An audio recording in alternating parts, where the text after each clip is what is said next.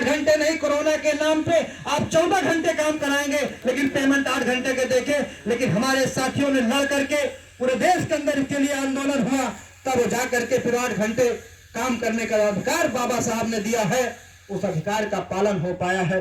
इसलिए लड़ने की जरूरत है। और आप तभी लड़ोगे, तभी आगे बढ़ोगे जब अपने बाल बच्चों को पढ़ाओगे लिखाओगे।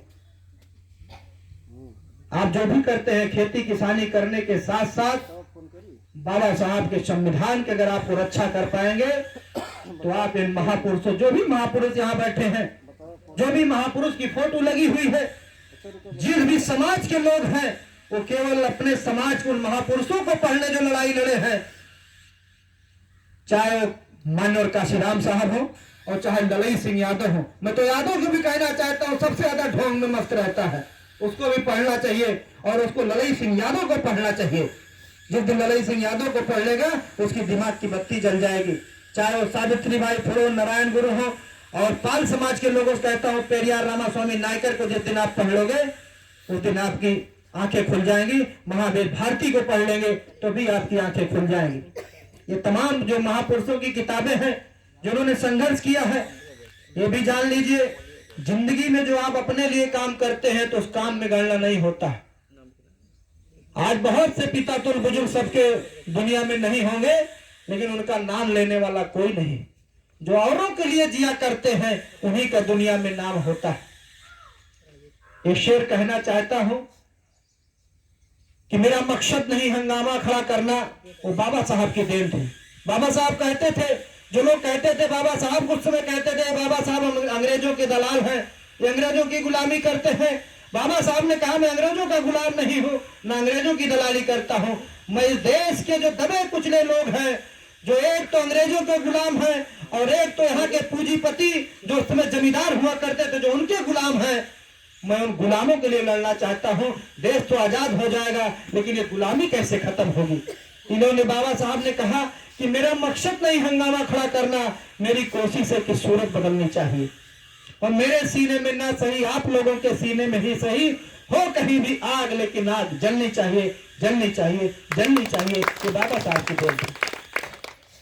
आज त्रिवेणी प्रसाद वर्मा जी ने इतना बड़ा होनहार कार्यक्रम कराया है, कुछ सपना होगा, कुछ सोच होगी, नहीं तो बहुत लोग अपने लिए जिया करते हैं, लेकिन आपने उन महापुरुषों का नाम लिया। और जो अपने आने वाली पीढ़ी जो अपने पुरखों का इतिहास भूल जाया करती है, वो कभी अपने भविष्य का निर्माण कर सकती है और न कभी समाज का निर्माण कर सकती है। इसलिए उसको पढ़ने की विशेष आवश्यकता है और महापुरुषों को पढ़ने की जरूरत है। इसी के साथ ज्यादा समय नहीं लूंगा। आदरणीय सुभाष नागवंशी जी हैं, हमारे साथी हैं, आप उनके विचारों को भी सुनना चाहेंगे। और आप सबको, जितने भी हमारी माताएं बहनें यहाँ बैठी हैं, हमारे नौजवान साथी यहाँ बैठे हैं, हम आप सबसे भी गुजारिश करते हैं कि एक समय निकाल के, आप तो यादव शक्ति पत्रिका भी मंगाते हैं, हम आए थे एक दिन, हमने ले गए थे, मैं पढ़ा दी, मैं इसके पहले सदस्य भी था। आप जो भी साथी बैठे हैं, कुछ समय अगर आप पाठक हैं तो कुछ किताबों को, महापुरुषों की किताबों को भी पढ़ा करिए। केवल किताबी ज्ञान लेने से समाज का निर्माण नहीं होता। अगर किताबी ज्ञान से सब कुछ होता तो दिव्य कीर्ति जी IAS की कोचिंग पढ़ाते हैं और समाज, आप उनको सुनिए, कभी समाज की चीजों को रखते हैं। प्रोफेसर लक्ष्मण यादव दिल्ली में है, आप उनके भाषण को सुनिए, समाज को जगा रहे। प्रोफेसर रतन लाल है, अभी जल्द में जेल से होकर के, ऐसे ऐसे महापुरुष, ऐसे ऐसे हमारे प्रोफेसर जो हमारे लिए दिन रात संघर्ष कर रहे हैं, अपनी नौकरी को छोड़ करके और जेल जा रहे हैं, वो भी अपने घर की रोटी खाते।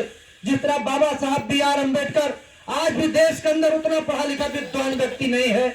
अगर वो चाहते तो विदेशों में रह करके एयर कंडीशन गाड़ी, एयर कंडीशन बंगला और हायर सोसाइटी में रहते, लेकिन क्या जरूरत थी इन गरीबों, शोषितों, पीड़ितों की आवाज उठाने के लिए, जिनका बेटा भी मर गया, पूरी पीढ़ी खत्म हो गई, पूरा वंश उनका, लेकिन पीछे घूम के नहीं देखा इस वंश के लिए।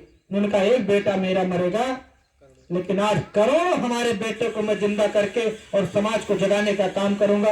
ऐसे महापुरुष को मैं फिर से एक बार सत नमन करता हूं। और जिन्होंने जो हमको संविधान दिया है उसकी हमको रक्षा करना है। अगर हम सच्चे वारिस है बाबा साहब BR अम्बेडकर के, तो संविधान की रक्षा करना हमारा परम कर्तव्य है। अगर हम इसमें फेल होते हैं तो हम उनके सच्चे वारिस नहीं है। इसलिए आप जहां भी रहें, संविधान के लिए आपको लड़ना होगा। और बाबा साहब बी आर अम्बेडकर अपने महापुरुषों को पढ़िए,